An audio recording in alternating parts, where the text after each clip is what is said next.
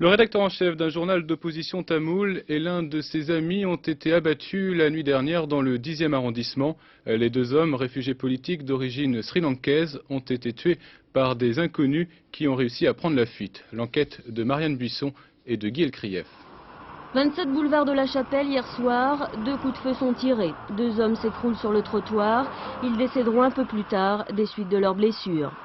Les victimes sont des réfugiés politiques tamouls. Parmi elles, Kandia Kezentiran, 30 ans, rédacteur en chef d'un journal tamoul. Il résidait en France depuis 10 ans.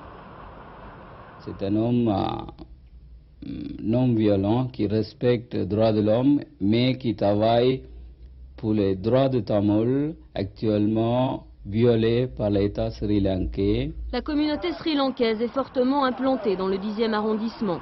Ici, les 2 tiers sont des Tamouls et dans la communauté, c'était aujourd'hui la consternation. Depuis 40 ans, un conflit oppose le gouvernement sri-lankais à la minorité tamoule. Installé à Paris, le journal de M. Kezentiran est fortement engagé pour la cause tamoule. Le journal est vendu dans toute l'Europe. On ne peut pas trouver une solution en assassinant un homme parce que le conflit reste le même. Il faut négocier. On peut assassiner un rédacteur en chef, mais un autre rédacteur en chef qui viendra sûrement. Donc il faut trouver une solution. L'assassination ne peut pas être une solution. Donc pour un conflit, il faut absolument négocier et trouver une solution démocratique. M. Kezentiran a-t-il été assassiné pour un motif politique? L'enquête le dira.